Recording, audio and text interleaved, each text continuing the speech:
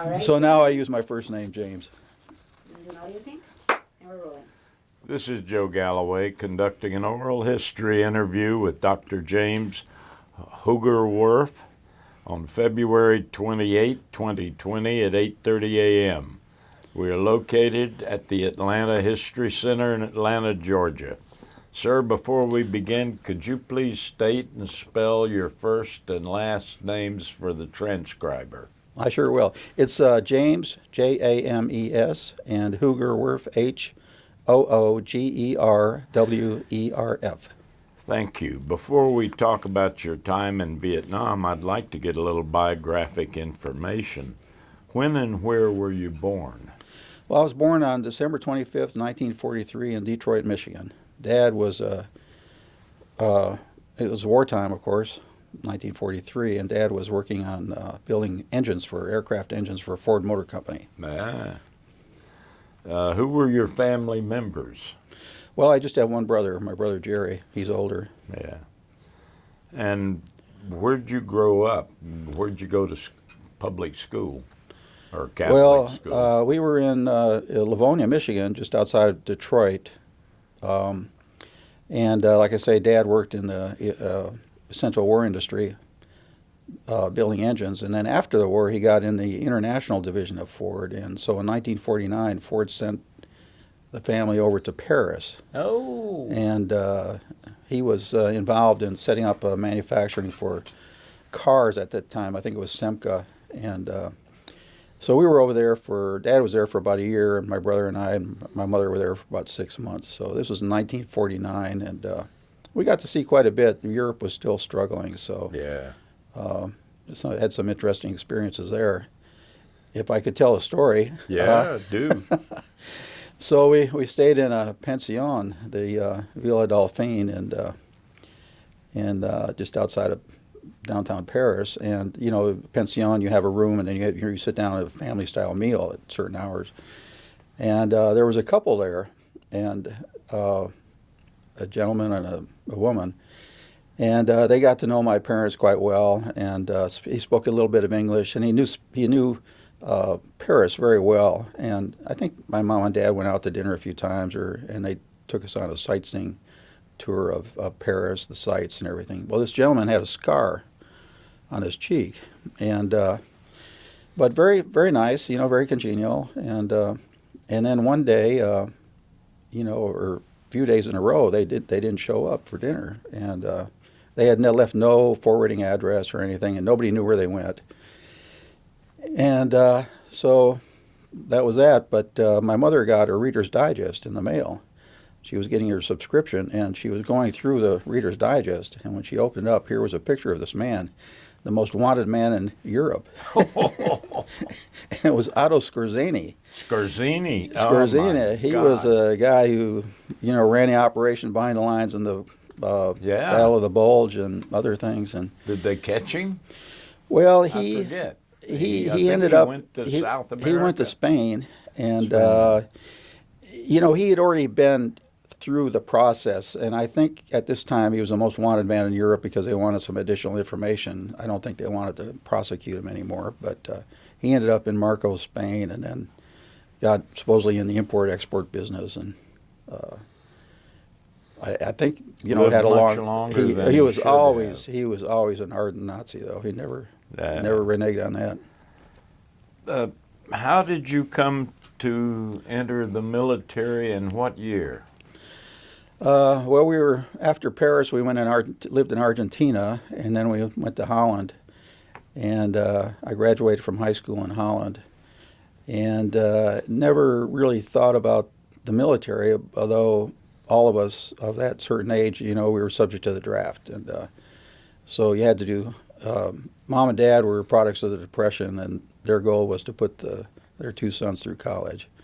And my brother was the first, and I was the second. And so when I graduated from college, I hadn't really thought about flying or the military as such, but something had to happen. Where did you go to college?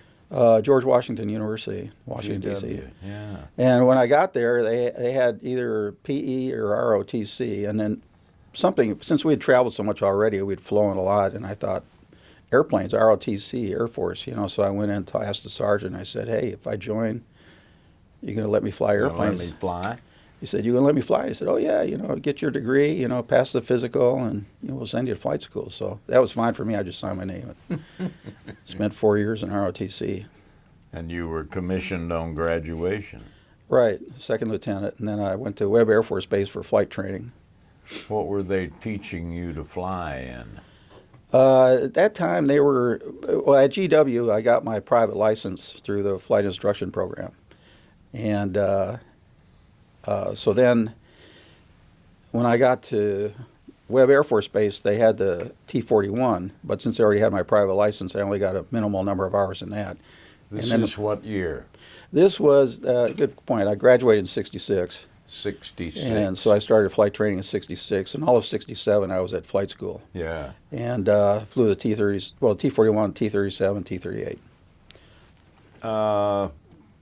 Vietnam is cranking up pretty good by then. Yeah. Were you tracking on the war?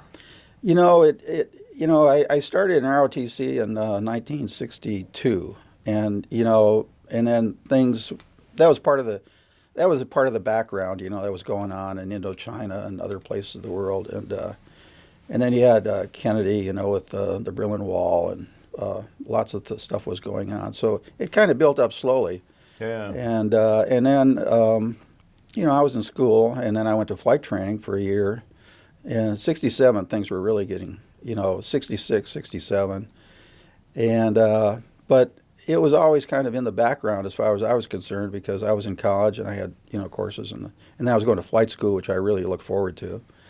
And Now, when did you get into fighters? Why didn't I? When? Oh, no, I never got into fighters. Never did. What were you No, I flying? flew C-130s.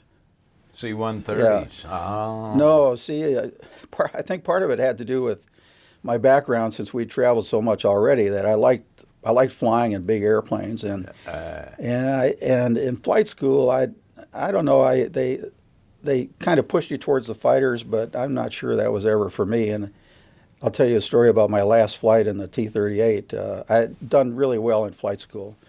And my last flight in the T-38, they said, Jim, take this supersonic airplane and don't come back until you get an hour and a half. So my thought was, well, I hadn't done this burner climb yet solo, so I took off, and I was going to do a burner climb. And on the runway, there was a two-ship in front of me, and then me. The two-ship took off, and when they called the area they were going to go into, which was below mine, and then I took off, and I did my burner climb up to, whatever altitude. And but I'd gone out, I was climbing so fast that I went out the top of my area. Uh-oh. And then I rolled it upside down and pulled it, sucked it down, and then by the time I rolled it right side up again, I'd gone out the bottom of my area. And now I'm in there with this two-ship somewhere with an instructor. Yeah. And I could get pinked, but he never said anything. And gradually I climbed up to my altitude, and then I finished my hour and a half, came back and landed. And I thought, well, it's probably a good thing I'm not going into fighters. Yeah. But C-130 was a good tactical airplane. Great airplane. You operated, we pushed it to its limits. So, it was more than just a transport. It was, you could really fly the airplane. God, I've done 12, 14-hour legs in the 130. Oh, now those aren't too great. Not so good. No, but we flew a lot of short legs in Vietnam. As a matter of fact, I flew 1,100 sorties, more than 1,100 sorties, 900 combat hours. So you can figure the math, and each flight was less than an hour. Oh, yeah.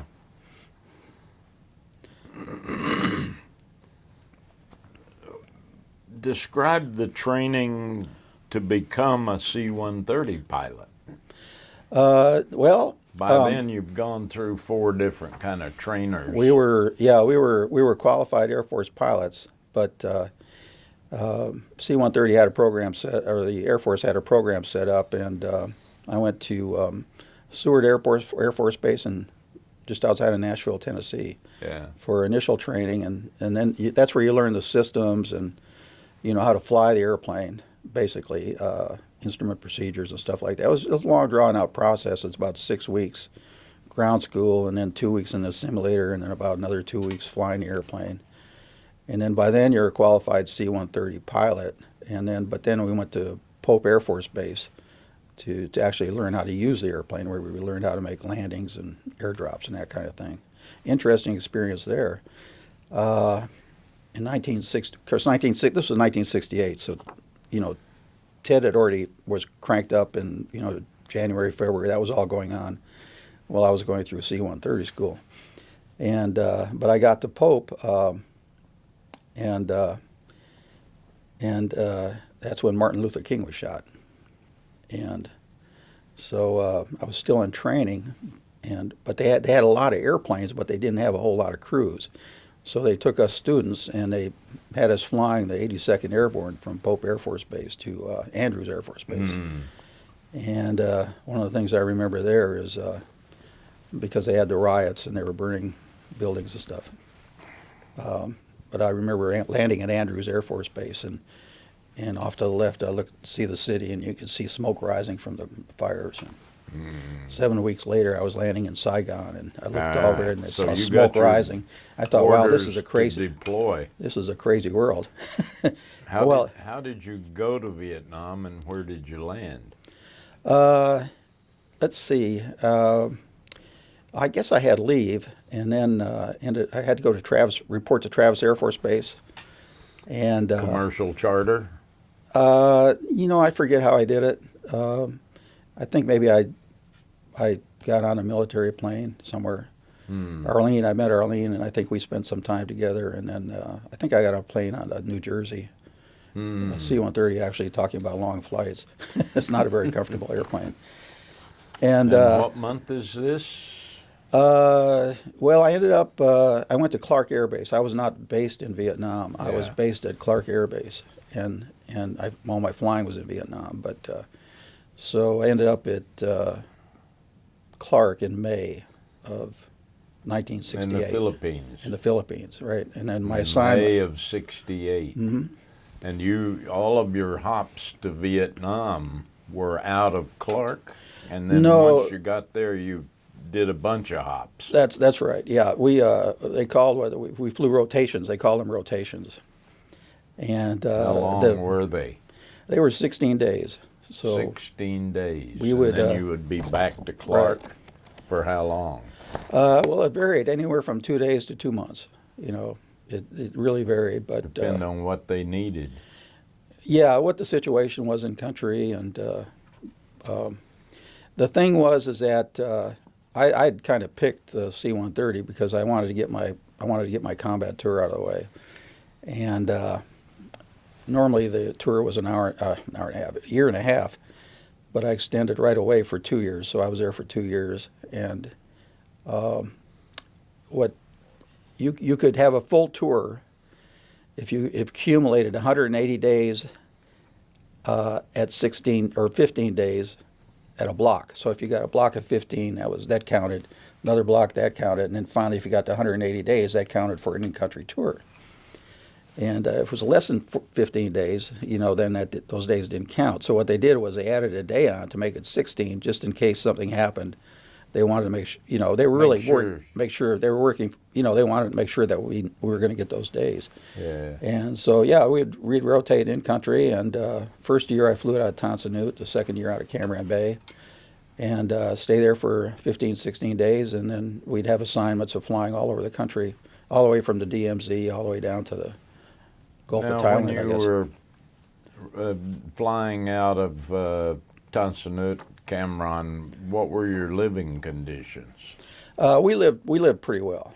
I mean, compared to the soldiers, you know, we had air conditioned quarters, Oh, very nice. fairly comfortable. Early on, there were the in Tonsanut, when we got there right after Tet was actually still going on, and so we stayed in the Merlin Hotel, which was off base, off the Tonsanut, and so we had this bus ride, you know, and the buses had screens on the windows, and we had a armed guard with us, and drop us off at the hotel, and then there were some Vietnamese guards that kind of supposedly protected the hotel, and nobody stayed on the first 2 floors because they might come. Well, and they were all wire meshed up to the second floor because people would come by on their motorbikes and throw satchel charges in. So we were on the 3rd and 4th floor. Yeah.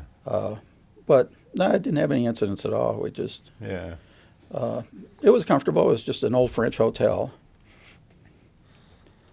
What were your first impressions on landing in Tonsanut for the first time? Yeah, well, coming from the Philippines, it was hot there, so, a lot of people say when they first got off the airplane, they were just, hit with the heat. The heat and the stink. Yeah, yeah. But I don't have any particular recollections. What I do recall is that we rotated in, so we had our bags, our B4 bags with all our stuff for 2 weeks, 16 days, and I was green. The first time I got off the airplane, my instructor pilot, I was getting checked out. So Major Bounds, he said, okay. So I just followed him around, and we got our stuff, and we got on the bus, and they took us to the officers club, and he dropped us off there, and he said, okay, we just threw our bags in a corner, and then we had some drinks and dinner, and when it came time to go to the Merlin Hotel, then we somehow or another we got a ride to the Merlin. So it wasn't bad. I thought, well, this is fairly That's fairly a pretty comfortable. good first day. Yeah. Describe your friendships with and your impressions of the guys you were flying with and living with. Yeah, that's one thing about the military is you have very strong camaraderie. And flight school or even at Tonsanut or wherever you are. So at Clark Air Base, it took a while to get to know people because people are, in country back home. But eventually you end up with some friends. And our squadron at that time was kind of going through a transition because the older first C-130 pilots that got over there were pretty much career people. And so a lot of those guys were senior captains, majors, and even some lieutenant colonels. And then all of a sudden, Jim Hoogerwerf and all these other people show up, and we're second lieutenants and first lieutenants. So once a bunch of those people got in there, then we got together with our own kind of cohort. And now, at that point, are you thinking of yourself as a career man? No. Well, I don't think so.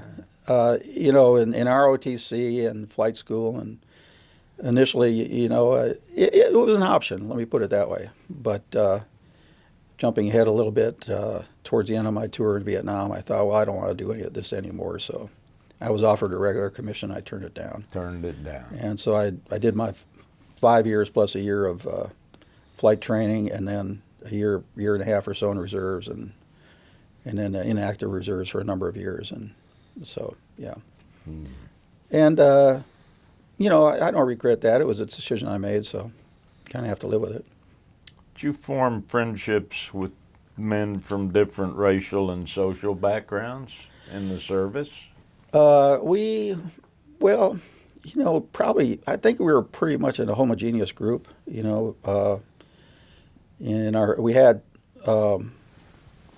some colored people, that were sergeants and loadmasters, and I guess perhaps some of Latin origin too. But I don't think I really ever made a distinction. I do remember Sergeant Barnes though.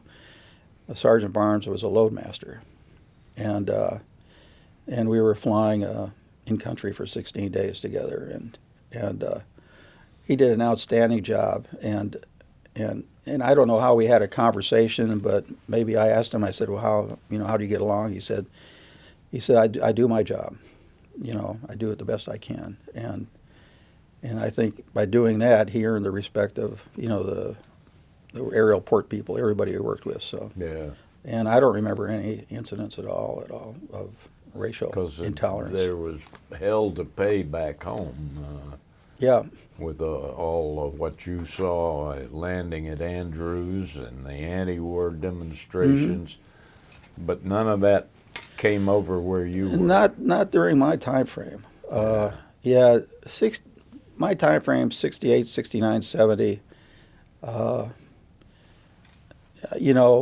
think in the group I was with, maybe things were, towards the end, maybe they were getting a little out of hand, with the drug culture, but I left by then, so never had any problems with drugs or anything like that.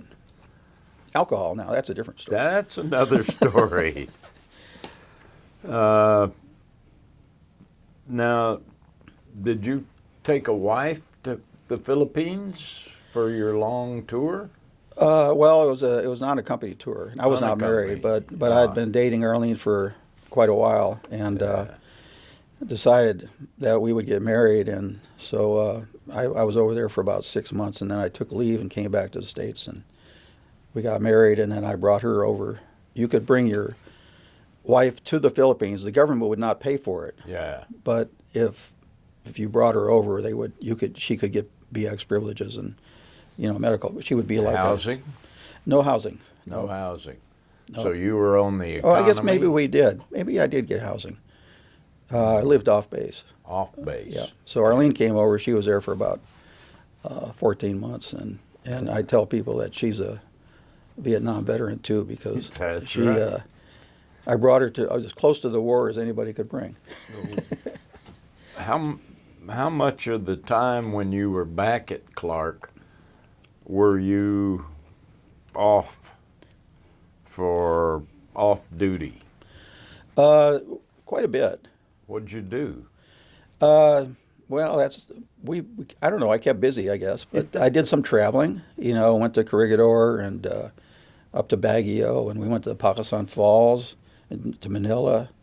We took some trips, and then a routine day would be, had training flights. Had to do those. Go into the squadron periodically. But we generally had quite a bit of free time. And, That's great. Usually the word would go around in our group that somebody would have a gathering in the evening somewhere. We're never sure whose house it was going to be at, but all of us had these bars that we had made up, for our gatherings, and booze was so cheap that we'd go to the club for dinner or to the Rotzkeller and dance. I remember quarts of Chivas Regal for $2 at the Saigon PX. My navigator on one trip went to the VX at Camaran Bay, and he bought 2/5 of vodka, tube of toothpaste, and a Playboy magazine for $1.75. And the vodka was 10 cents each, and the Playboy magazine, I think, was an expensive one. It was $1.25. So. Yeah. I remember buying a bottle of Martel Cordon Bleu brandy, cognac, for $1.50. Oh yeah, no, we drank well. Yeah. We drank really well. I guess the government subsidized all that. Can you describe the quality of the leadership in your unit as high as you could see it? Well, that wasn't very high, but you're still a lieutenant at this point? Yeah, I was first lieutenant, and then I became a captain for the last 6 months, I guess. But we were, in Vietnam, you were expected to hack the mission. You're expected to go beyond, do more. And but as the war went on, it kind of became institutionalized, and then and our command structure was back in the Philippines. Yeah. So that's our wing and squadron, and then when we went in country, we're temporary duty. We were assigned to the 834th Air Division, and so I think the wing maybe was trying to protect itself. So we had rules that you had to follow, and but if you tried to follow all those rules, you couldn't hack the mission. So. Define hacking the mission. Well, hacking the mission was doing your job, and carrying the goods. And, if troops needed support, you supported them. Whatever the conditions were, you followed through, and you wanted to do what you're supposed to do. Including short dirt strips, muddy. Yeah, weather was bad, stormy weather. I mean, whatever it was, we would. Gonna fly it anyway. Pretty much do it. You learned a lot of seat of the pants, and it was really excellent flying. In your squadron leadership back in the Philippines, how do you rate them? Kind of mixed. The problem was that there were so many rules that we called cover your ass rules. So in Vietnam you'd be hacking the mission, but if you screwed up, and people did. Unfortunately, I didn't. And then everybody would be second guessing you you know. Yeah. And that, you know, perception was is that they weren't backing you up, you know. And as an example, we had, when I checked out as aircraft commander, I was flying with one of the instructors, and this guy was, I didn't really like him a lot, but maybe I'm a little biased, but I had to fly with him in country, but he was a stickler for the rule. In training at Clark, he was a stickler for, you know, the dots and crossing the T's, all that training. Do it just the way it says. And then we went in country, and, you know, he didn't follow any. I was looking forward to actually flying with him, because I was going to see, well, how does this guy follow all these rules? He didn't. If you know, and in country, if you want to get the job done. And then we got over there, and he didn't follow any of the rules. And I thought, well, that's silly. That's bullshit. Yeah. So we didn't have, I didn't, maybe, I don't think a lot of us had too much respect for our sometimes our squadron commanders, maybe a little bit, but instructors, flight instructors were good. Navigators, you know, scheduling officers, those people were good. And then, but you start getting lieutenant colonel up in the wing. I don't know, I didn't, you know, they were totally foreign. And a lot of those guys, you know, wouldn't carry their weight in country. So, you know, we felt like the junior officers were kind of, So they weren't actually flying. A lot of them weren't, no. So now there were some good ones, like Colonel Jackson was great. I mean, he flew all the rotations just like we did, you know, so we admired him a lot. But in retrospect, though, you think about it, and we were young pilots and young people, and but by and large, you know, we carried our weight, we did our job, and then I kind of, over the years, I cut them some slack, because, you know, how did we do this? You know, we didn't have all this experience or anything, and I attribute it to two things, and one of them was standardization, because they stressed standardization, and then I give them a lot more credit for leadership, you know, for. But that's looking back. This is looking back. Yeah. And because you think about the position they're in, you know, these leaders, and you know, they've got to provide airplanes, crews, all this stuff, and how do you go about doing that? And that's quite a job. So I really rethought my criticism a little bit. Talk to us about your most vivid memories of that tour in Vietnam, or those tours in Vietnam. Describe the worst day you had. The worst day I had.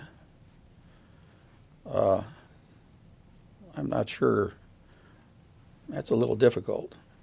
Worst in the sense of, Imminent disaster. Imminent disaster. Well, at one point, I think my lowest time in Vietnam was one of the border outposts that had a big attack. And this is kind of as the further I went along in my career, you know, I had very little bit of, I never saw anybody shoot at me. And I think I took one hit in the airplane. That was it for a whole 2 years of flying. And but as time went on, I became more and more paranoid. I thought, this just can't go on forever. And you know, you hear your friends that are being shot at and getting hit and stuff.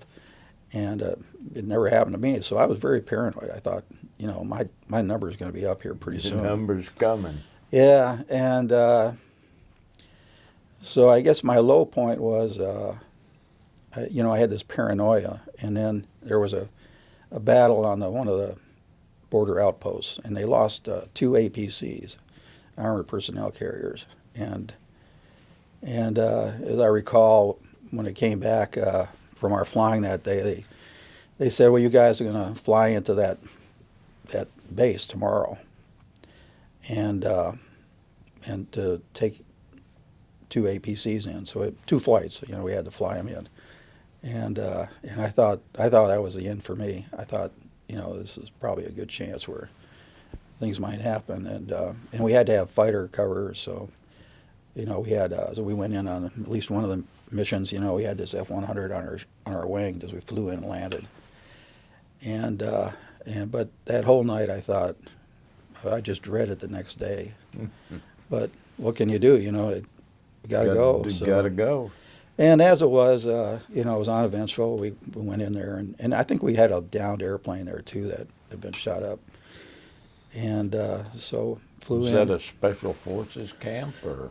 Yeah, I think it was. I think Duckco or no, I forget the name of it. I'd have to look it up. Duco, Longvay, any of those. Yeah, it was. At this phase of the war, after Tutt, the enemy kind of retreated to the border areas. So that's where most of the battles were, along the borders with Laos. And They scoot across the so border. right, yeah, this base was like, a couple miles from the Laotian border. And but anyway, nothing happened. And then after that, it was rather strange. I thought kind of a weight had been lifted off my shoulders, and I thought, well, maybe there's a chance here that I'll be able to complete these next few months and be on my way. Describe the best day you had during your whole experience. Well, the flying was great. I mean, the flying experience was probably the highlight, and that includes good days, bad days of flying, and everything. But when the weather was good and the sun was out, and you could see the countryside, and Vietnam is very beautiful from the air. And flying was easy. Enough, nobody's shooting at Once you get above 6,000 feet, you're out of small arms fire, and flying was really, really good. So, generally speaking, every day was a good day. That experience I had flying in a combat zone, and with that responsibility, was something I took with me for the rest of my life. Could you describe a typical C-130 mission? Any unique cargo or passengers that you recollect?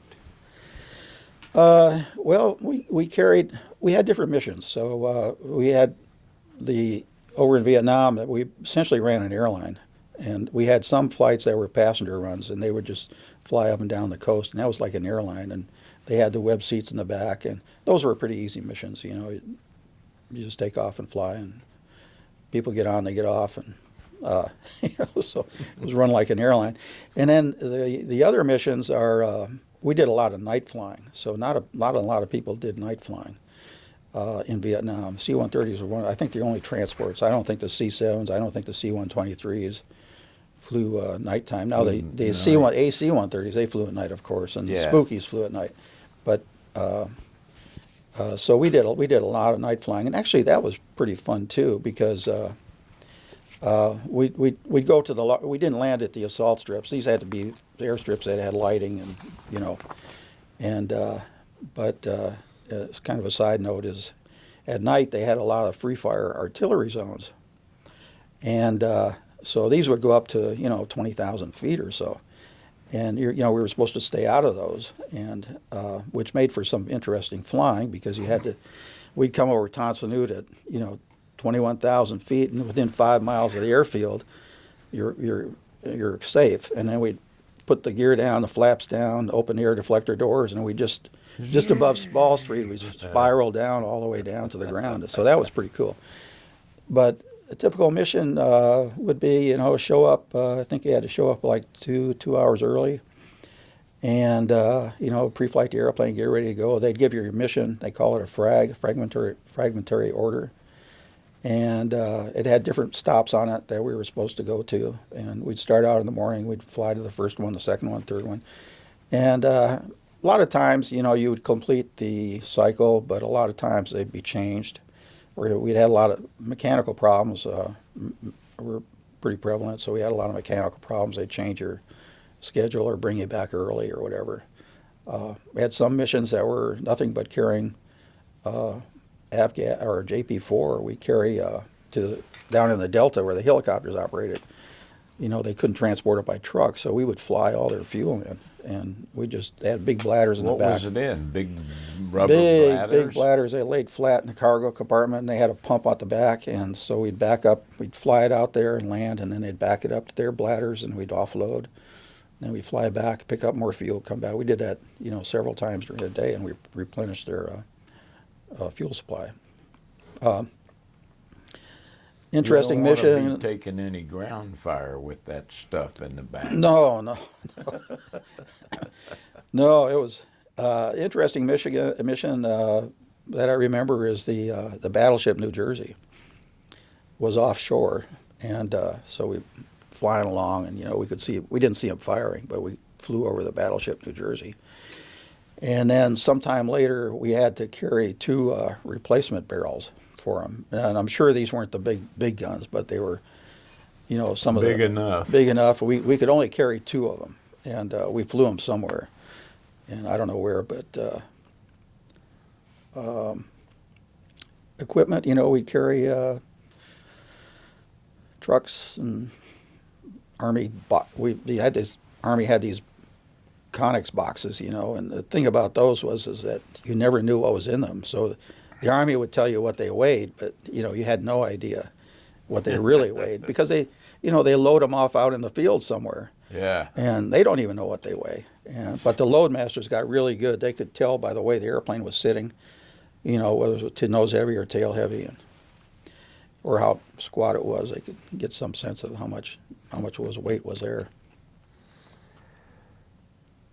How much contact did you have with our allies, the Australians, the Koreans, any of those people? Well, really very, very little. We'd carry the Koreans soldiers once in a while, and they always smelled like the kimchi. But that was about it. I don't remember any. I think maybe we carried some showgirls from Australia or somewhere. Yeah. We always put them in the cockpit. I bet. And the Bob Hope crew, no doubt. Yeah. No, I didn't fly them. You didn't get to fly them. One time we had a rather senior GS level person, a really VI. He's a code person, but we also had some showgirls. So normally we'd put the civilian code person in the cockpit, just like we would a colonel or a general or somebody. But since we had these showgirls, we put them up there, and he had to sit in the back. But I told him, I put him right by one of the back doors, paratrooper doors where people get on and off. And I said, "Sir, this would be a good seat for you because it's right here. You get the most ventilation." Yeah, and you're closest to the P tube too. Well, yeah, no, not in that circumstance. Not in that one? No, because that's all at the front bulkhead. But no, I don't think you would want to climb over all the people to get there.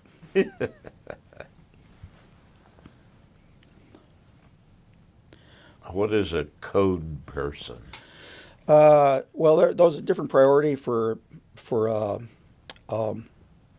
like a colonel or a general, and then also the GS ratings for the civilian people. Spooks, you fly spooks too? Well, it wasn't code in the sense of secret. It was the priority code. It was a priority code. So like a general would be, I forget what it was, a code 10 or something, and code 1. Oh, I had it the other way around. So he'd be like a code 1. And they had. You got to be nicer to him. Yeah, you treat him with deference. And then same thing with civilian equivalent GS ratings. 13 probably is maybe a 1 or a 2. I don't know, but they would tell us. We would know if we were going to have a code person. You do any flying for the South Vietnamese Army? Yeah, we carried them a lot. Yep, little people. We could always put more of them on the airplane. Good. Which is interesting too, because we had different levels of passenger service. I'll call it service, but that's questionable because the passengers, sat in the web chairs, the web chairs on the airplane. Yep. But then we had different kinds of loads. We had combat loads, and some of them we'd stretch tie-down straps across the floor, and then we'd just push them all in there, as many as possible, and then they would sit down. And they were just crammed in there, and the only restraint they had were these large straps that went across the floor. That was a combat load. They would sit with those across their lap? Yeah, supposedly, but You did but not. everybody didn't have one. There wasn't rows. Yeah. It was like probably one every 5 or 6 feet. Ah. So if you had to stop suddenly, man, they'd all be. A lot of guys gonna move. Yeah. Oh, I flew in one once that was loaded with Arvin military coffins, and they had recovered bodies Oh boy. that had been out on the battlefield for a week or so, and the stink was so bad that they lowered the tail ramp In flight. Yeah. to ventilate it. Right. Oh, Well, was this on a 130? yeah. Yeah. Well, we could open up the cargo. There's an escape hatch in the cockpit, so we could open that up, That depressurize wasn't the gonna airplane. do us any good in the back, though. No, but when you open the door, you know the air would come flow through, and Yeah. so.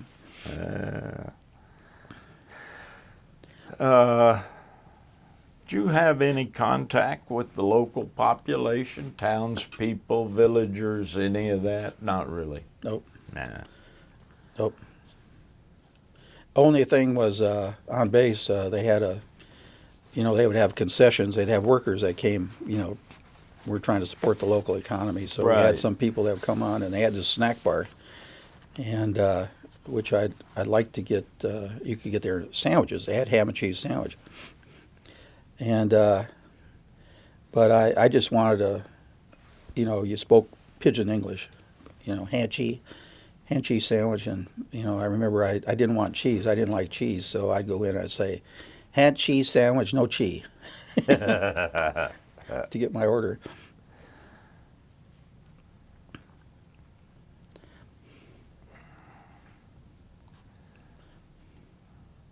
Do you have any feel in the Philippines and Vietnam of what the general feeling of the war was by the local population? Well, not really, no. Even in the Philippines? Well, we lived next to military bases. Attract all kinds of people, and they're largely there to earn money, Yeah. off the military. So as long as we're there, they're happy. But I did have a chance to get off in the Philippines a little bit. Once you got out away from the base, people are very, very appreciative of Americans, and very, very nice, very polite. Outside the base, it was You were Little their bit of- rice bowl. right. Yeah. And we had a nice house. We had a little house. We had a house girl and a yard boy, Lena. I'd come back from 16 days in country, and I'd have my duffel bag of dirty clothes, and I'd walk in the door and plop it down. Arlene and I go out somewhere and have dinner and have a couple drinks or something, and next morning I get up in the morning and all the laundry would be out on the All line. the laundry was out there. Mario had a Mustang. I shipped my Mustang over there, so I had my Mustang in the carport. And Mario's highlight of he kept the yard up, the grass and stuff, and the highlight of his day was to wash the Mustang. So Wash the Mustang. he would wash the Mustang. Oh. Tell me about finishing your tour and going home. We were ready to go home. It was a very stressful time. Very, very stressful.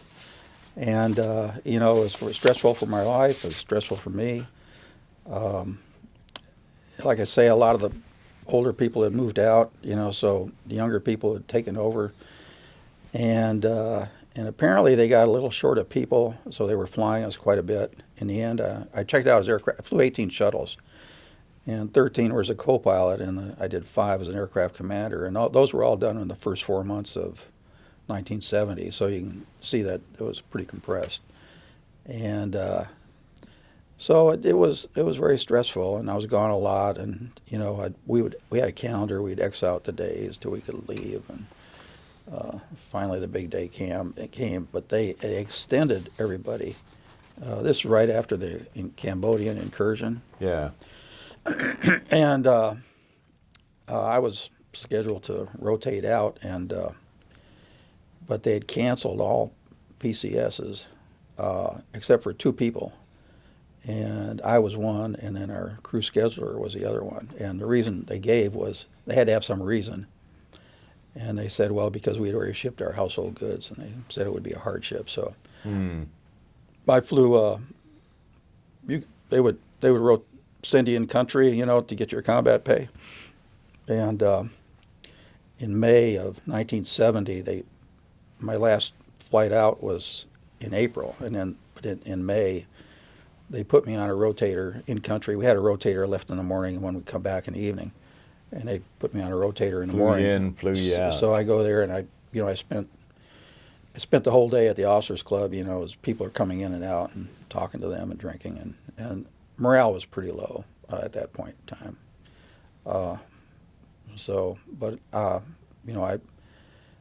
I guess I was lucky. I got to leave, and that was a little sobering, to leave the people behind that would have liked to have left just like me. Question about whether you saw any cutting-edge technology, advances in technology during your tour? Yeah, I don't think they were very successful. We made assault landings, and which required some precise flying, and we had our own techniques on how to do that, and basically seat of the pants, and actually flying the airplane. And a lot of the Navy guys, they have their angle of attack indicators, for landing on the carriers, and then somebody had the bright idea. They said, well, we should have an angle of attack on the C-130, and so they devised an angle of attack instrument that would sit right above the dash in front of your eyes. And I could never adapt to that. To me, it was worthless. Yeah. There's something they call the bug on the windscreen. Have you heard that? So if you're coming down the approach and you have a bug or something on the windscreen, and if that bug moves below, your aim point, you're going to land short. If it goes above your aim point, you're going to overshoot. So if you find a bug or something on the windscreen or some site, and you have your point on the ground where you want to touch down, and you just fly that all the way down. And I had certain techniques for flaring as well, but the bug on the windscreen was and I've used that since too in flying. Far better than this. Well, in the meantime, I think today they have pretty good devices. I think I'm sure it's much improved. The other thing they had was I think they put in a weight and balance system on the airplane so that the loadmaster, instead of using a slide rule and adjusting everything, they could use this instrument that would provide some guidance. And I think the loadmasters had to use it, but then they had to back it up with their slide rule. So I don't think it was all that effective. Do you have memories of the holidays and how they were marked in the military community? Thanksgiving, Christmas, July the 4th? Don't remember July the 4th too much, but my two favorite holidays are Thanksgiving and Christmas. Christmas, obviously, is my birthday. But Thanksgiving is two family days, that are very, very important to me. And I spent, for 2 years, I was in Vietnam for Thanksgiving and Christmas. And so didn't really celebrate them very much. Didn't celebrate it much. I think we had a turkey sandwich one time. And flying as usual. I think I did one day, but my attitude was pretty bad, because people would say Merry Christmas, and I guess I'd say Merry Christmas back, but I was thinking bah humbug. It doesn't mean much.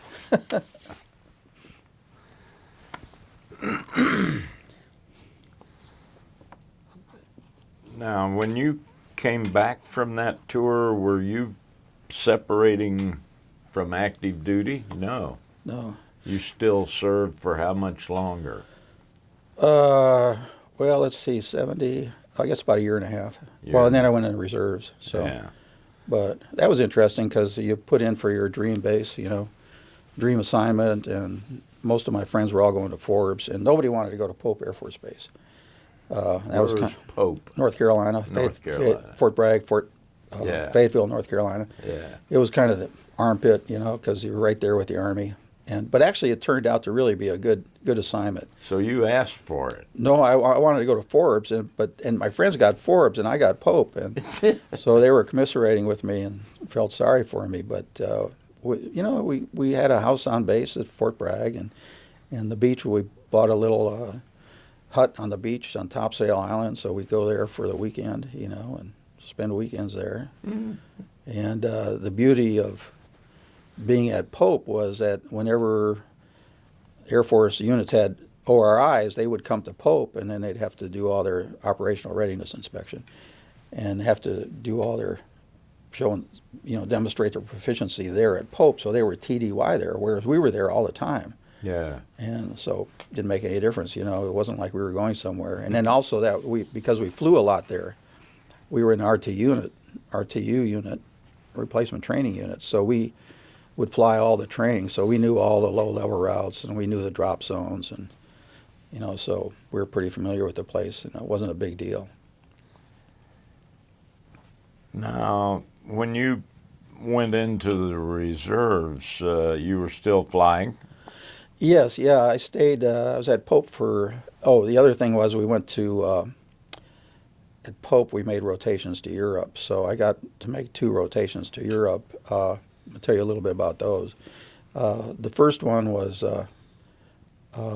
they called up, I think, about 6 o'clock at night and said, pack for summer and winter for 90 days.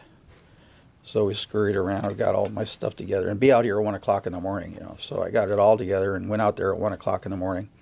And we went through mobility, and they were going to send us over to Europe, to Mildenhall, and on a mobility redeployment. And what happened is you remember when they had those airplanes parked on the desert in the Middle East? Yeah. And then they blew them up. Yeah. And there was a civil war going on in Jordan. This is what year? This was 1970, late 1970.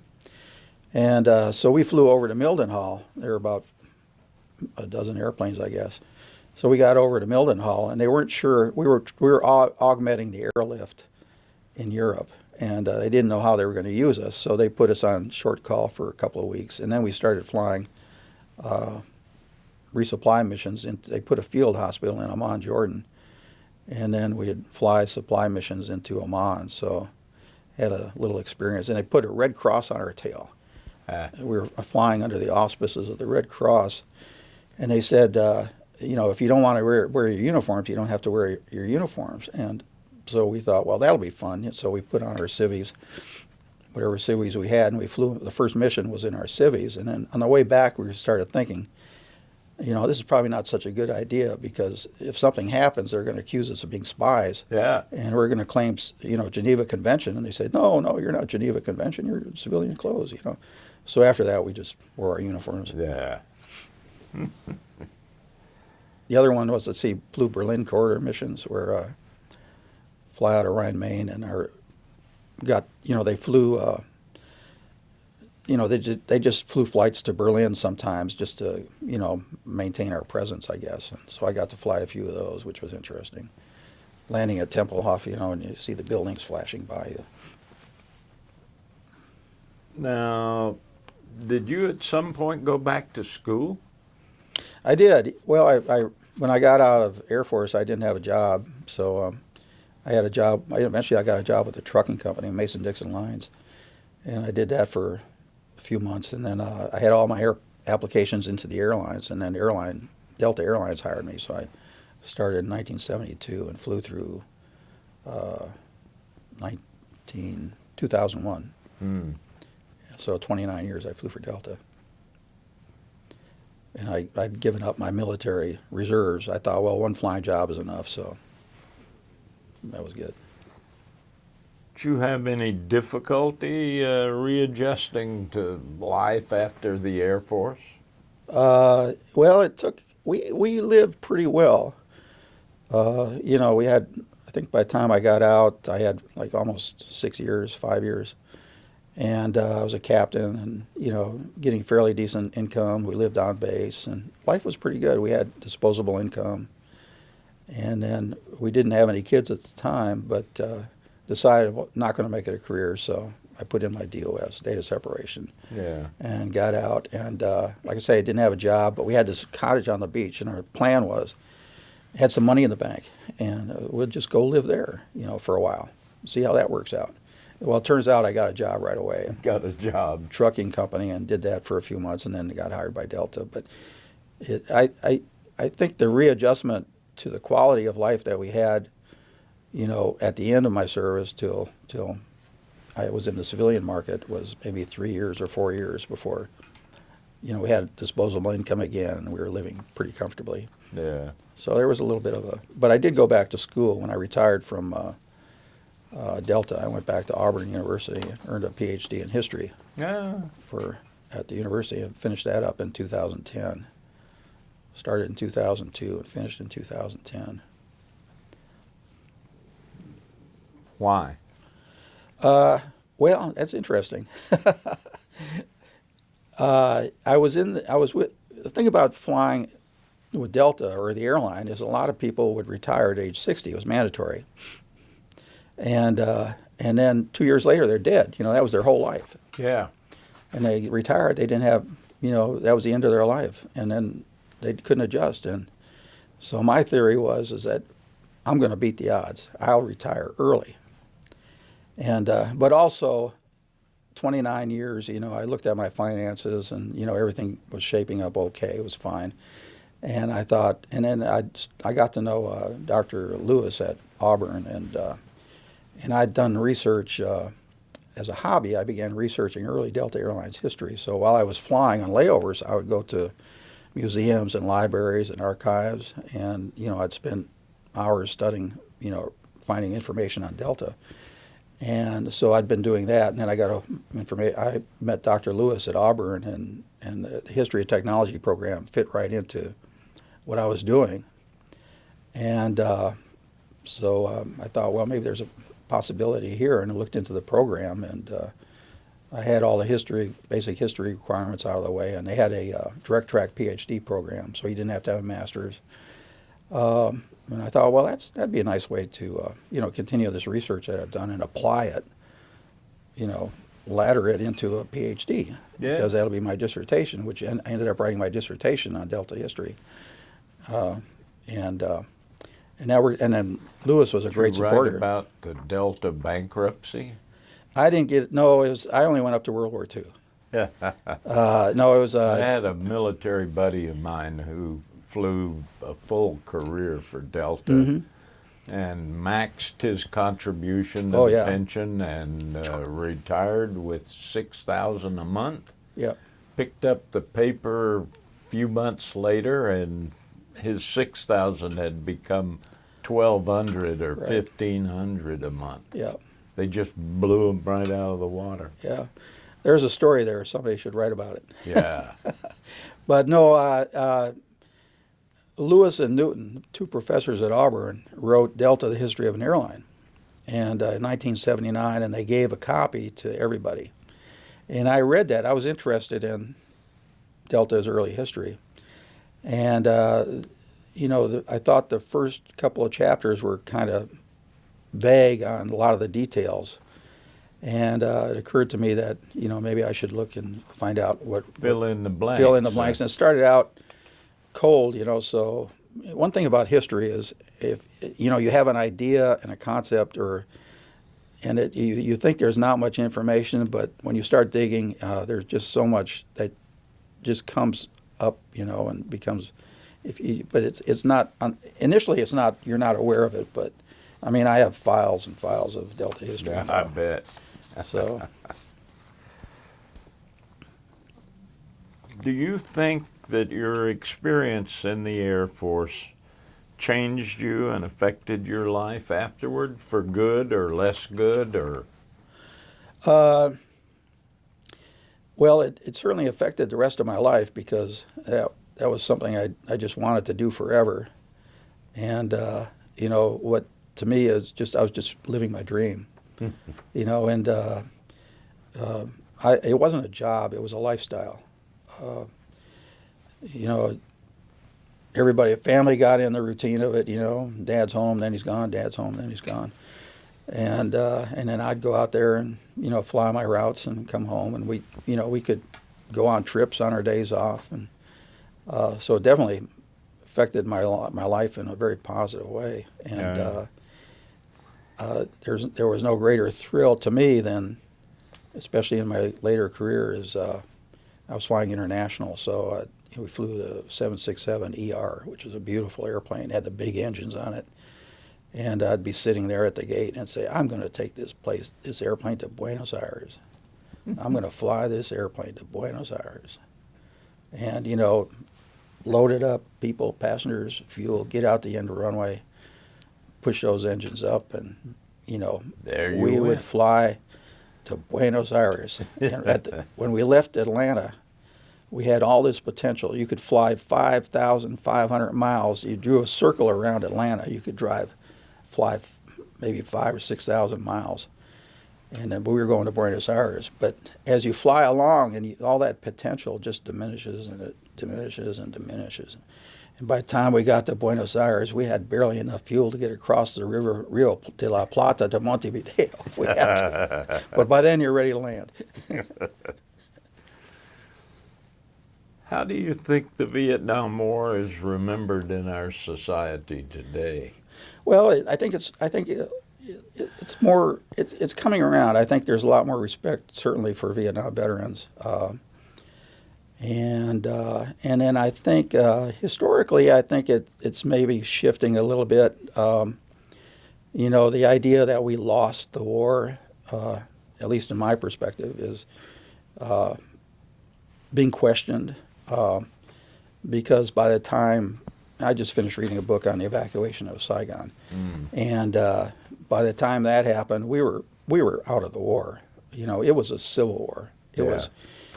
You can talk about, well, should we ever have gotten into Vietnam? That's the real question. And I think everybody probably agrees we probably shouldn't have gotten into it. But once we misjudged the nationalist fervor of the people there.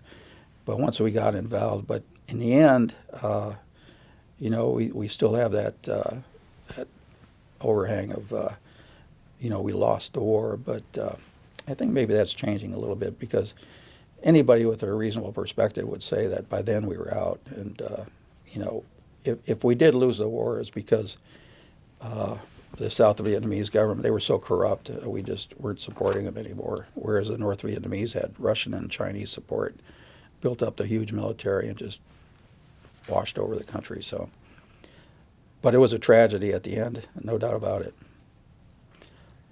But the other thing too is it's interesting. We were on a cruise about a year ago, and whoops.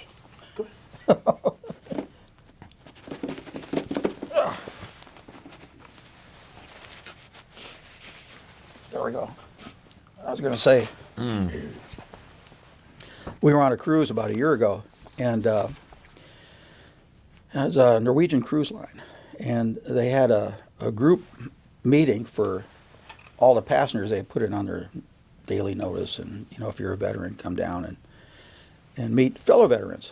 So I went, and the World War II, Korea, Vietnam veterans, and it was really, really nice of the cruise line to do that. To pull everybody together. And everybody stood up and told what we did, and then the young lady that was kind of leading the group, her father, I think, was in the Canadian military.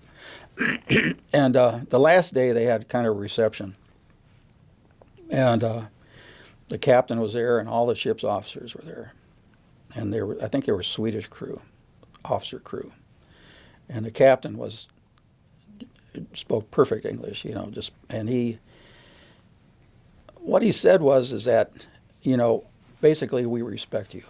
We respect what you did, and we think that there's a value in what you did, because even though domino theory is discredited, if we had not been there, a lot of those other countries would have fallen.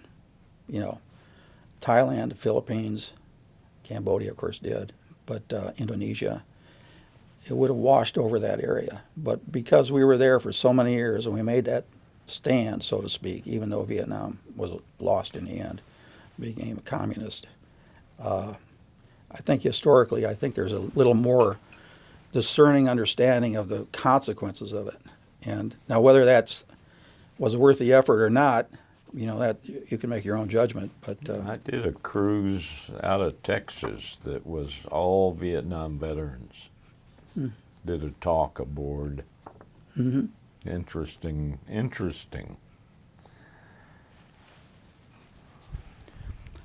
But not only on that cruise ship, but I think I've read elsewhere too that historians are becoming a little more discerning on the effect of the consequences of the war. Yeah. Is there anything I haven't asked that you would like to talk about? Well, I'd like to. I want to tell you how much gratitude I have for my mom and dad. And they brought us up very well, gave us college educations. We knew we were fortunate. They were both results of the Depression, and but we were taught to appreciate what we had. We shouldn't take it for granted, and that was a good lesson. The other thing is that they didn't try to push us in any different direction. They didn't push me in aviation. They didn't push my brother any different way. We just were able to follow our own paths. And Jerry became a pilot too, flew in general aviation. And we enjoyed many, many flights together. I'm also grateful for the United States of America. Can you imagine? A little emotion here.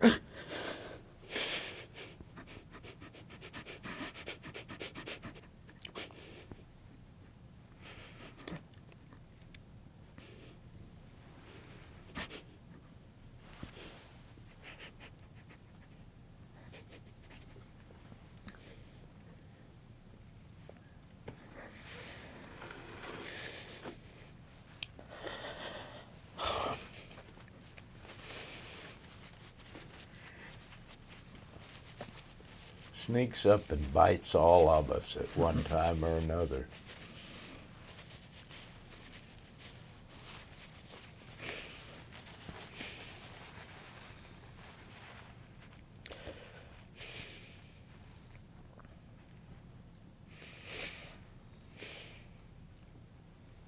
Took me by surprise a little bit. Yeah, it'll do that. But can you imagine a young couple, height of World War II? They decide to have a family. I noted your birth date, that not too many kids born in 43. Right at the height, and you just think of all that was going on, but they had hope for the future, I guess. And Dad, I haven't mentioned this, but Dad was born in the Netherlands and came to the United States when he was 17. And Mom's parents were Dutch, so our entire heritage is Netherlands.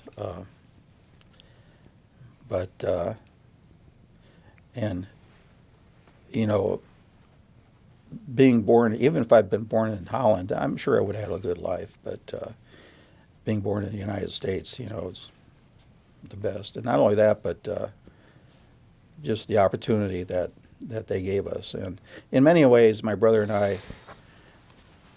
we took advantage of it, but we had so many opportunities. I think a lot of them dropped by the wayside. For example, languages. I can kind of get by in a lot of languages, but I certainly couldn't have been fluent in many of them if I'd really put my mind to it. But we were just regular kids anyway, so. Did you learn Dutch? I could speak Dutch pretty well. Yeah, not anymore, but. And then when I went to the university, there I studied Spanish. Jerry speaks Spanish fluently. There was like the yin and the yang, and my brother went into the Peace Corps, and I went in the military. So peace and war, we have these different balance in the family. So. Have you visited the Vietnam Veterans Memorial in D.C.? Yeah, a very interesting story there. George Washington University is a city campus. There's no marching field, so we had to go to West Potomac Park, to march. And on Wednesday, there'd be a stream of kids, cadets, walking down to West Potomac Park in our blue uniforms, and we'd march. And we did that, well, for a couple of years, and then the program changed, and we didn't have to march like that. But many, many years later, when they put the Vietnam Memorial in, the Vietnam Memorial sits on one of those fields that we marched on so many years ago.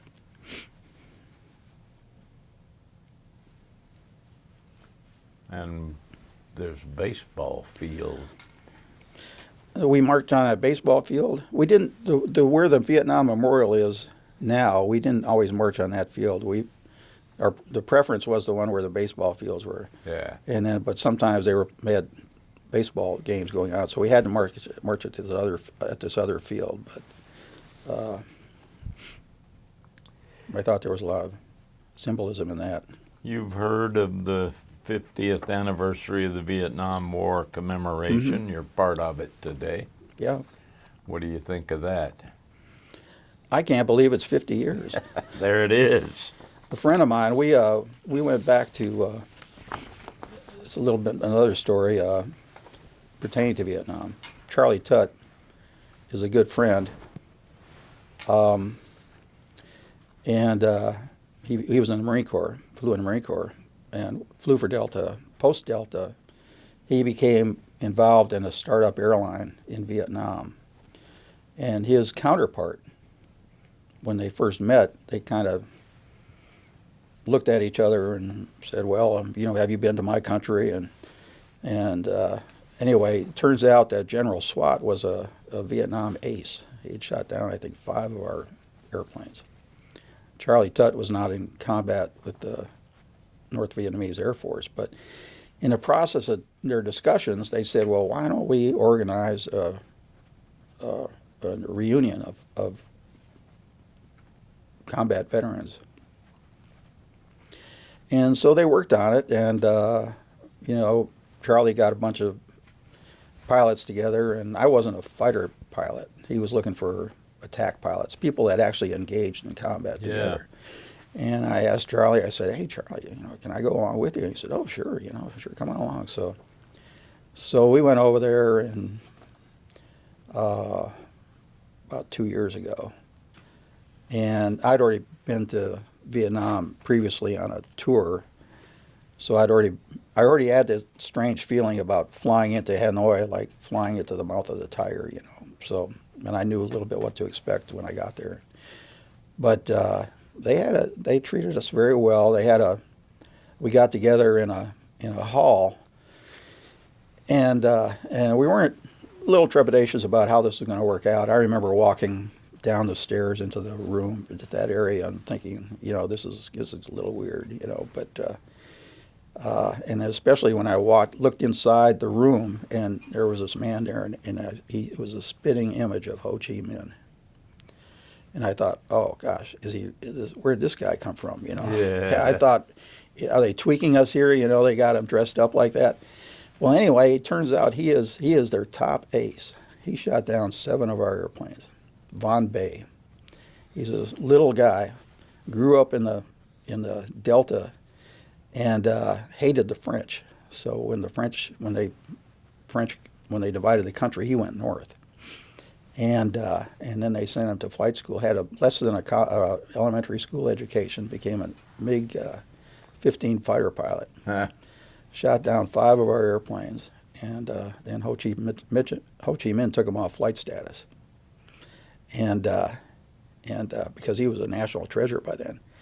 Well, he was there, and then some of the other pilots were there, and our pilots were there, and they had a stage set up, and they had diagrams, and they had banquet tables, all set up. They were all doing this. And they're doing this, and they had, and so it went very well, And then the last evening, they took us out to dinner at a Vietnamese restaurant, and it was kind of neat because they kept bringing the vodka around. They'd fill up your little glass, have toast. And the upshot of that, they said, well, we need to do this again, but next time we'll do it in the United States. So then Charlie got involved and organized it with the Navy guys in San Diego, and set up a reunion there. And then they came over to the United States, including Von Bay. And we met, and we had a dinner, and then we went to the aircraft carrier Midway, and had a kind of a symposium up there. They had all kinds of people there, probably 500 or 600 people, and they had a little give and take commentary, and by this time we decided we're pretty much friends. Now we're talking 50 years later, right? Yeah. And so and they became friends. And then Charlie took another group back to Hanoi, and they treated them even better. Well, you know that General Moore and I took a dozen of our veterans. That's right. And You went met back to the battlefield with the guys who tried to kill us. You met the colonel that. Yeah. Yeah, right. Yeah, I remember that. That was very weird. Strange. Yeah, he said. But we spent a week on a little bus bouncing around the highlands and with these guys, and when it was all done, we decided that we had more in common with them than with your average American civilian. Yeah. We were at least both passionate about a cause. Yeah, right. Yeah. Yeah, Have you received your Vietnam veteran lapel Yes, pin? yes. You got one. Yeah, I do. I have one. Yeah, thank you very much. You bet. But yeah, I remember in one of his comments was, I think one of the upshots of that was that he learned that you had to get in close to the Americans. Grab them by the belt buckle. Because otherwise, air power, arms. air, you just gave us the opportunity to come in and, Yeah. So if you get in close, you get in close, the air and the artillery can't function without killing Americans. And Charlie's very diplomatic too. Charlie Tutt organized these tours, and one of the comments he made to me, I'm not sure the circumstances that it occurred, but the question, not the question, but the statement is that, well, you guys had, us Americans had air power. We had all this firepower, and he said, well, if you had all that firepower all this firepower used against us, and Charlie said, well, if you had all that firepower, you would have used it against us, wouldn't you? So it depends what you got. Yeah. Well, thank you for coming Thank you. in. Yeah, thank you very much. Appreciate it. Thank you. Good yarns. Boom. I think these are on that disc. A lot of this stuff. You ready? Yep, we're rolling. Okay. Well, I wanted to tell you a story because I spent 8.5 years in the Netherlands growing up, and so we were pretty close to the Iron Curtain, so to speak, and a lot of the stuff that was going on over there. Well, in 1961, they put up the Berlin Wall, and we were living in Holland, and then through 1962, there was a lot in the media about the wall, and in 1962, sometime in the early part of the year, I guess, the East Germans were stopping. They were creating problems, and they were stopping people on the Autobahn, and they would, West Germans, U.S. military, and restrict the convoys and stuff. And so they would interfere with our free access. And and in summer of '62, I was leaving. We were going to leave Holland and come to the States. I was going to go to college, and my brother was going to return to college. And so that was all in the mix.